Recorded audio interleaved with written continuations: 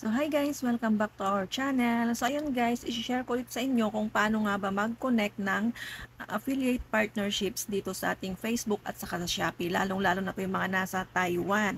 Una-una po natin gagawin, kailangan po kayong merong Shopee Taiwan. Ayan. Meron din pa akong Shopping Pinas pero hindi po siya magko-connect doon. Kung nasa ang lugar ka, doon po siya magko-connect. Nandito po ako sa Taiwan, so sa Taiwan po siya magko-connect. Ito po yung Shopee Taiwan ko. Ayan. So, hindi na natin papakita yan. Hindi natin i-open. So, punta na natin yung Facebook doon sa isang FB page ko na hindi ko naman siya ginagamit pero meron kasi siyang affiliate partnership na bigyan po siya. So, ang gagawin natin, i-click lang po natin yung affiliate partnership na yan. Tapos, makikita nyo yung get started. Pindutin po natin yan. And then, continue. And then, i-allow po natin.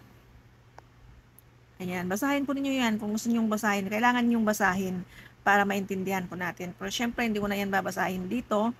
Kayo na pong bahalang magbasa. So, i-allow lang po natin yan. And then, hintayin lang po natin siya na mag-connect.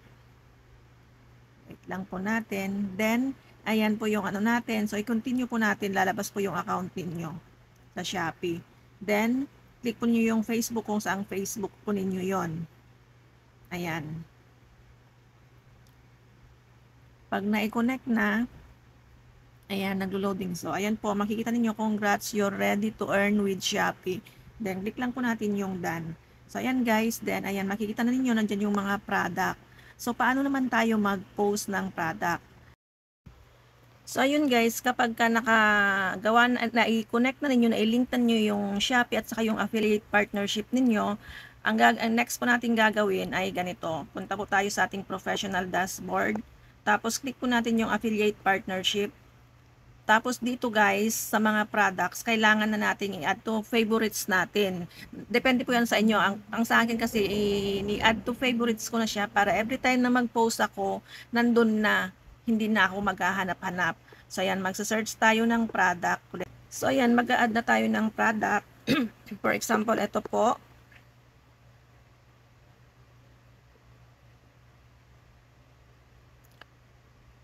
Ayan, case ng cellphone. Ayan, pag clinic na po natin yung product, ang ginagawa ko is, ini-add to favorites ko na siya. Para every time na mag-post ako, nandun na po yung product. So, ayan, naka-add to favorite na po siya. Then, eto guys, pwede rin kayong dito dumiretso sa create post na yan. Ayan, add to new post to reels. Ayan, kung picture ba yung ipopost ninyo or reels, for example, ayan. Click po natin. Then, halimbawa, ito yung picture. Kunwari lang po diyan guys na. Ayan. Tapos, next. Maglagay na kayo ng caption ninyo. Tapos, click natin yung next. Tapos, nandun na kagad yung ano ninyo, yung product ninyo na nakalagay. Pag hindi naman kayo dumaan dun sa create post na pinindot ko kanina, for example, ganito. Pag hindi kayo dumaan sa, ayan nyo, ayan guys pag hindi kayo dito dumaan sa create post na yan, ayan, yung create post na yan, pag hindi kayo dumaan dyan, pwede rin po kayo dito. Hindi na ako dadaan sa aking ano, magko-connect pa rin po yan. Kasi naka-set up na po yan For example, ayan, magpo-post tayo ng product.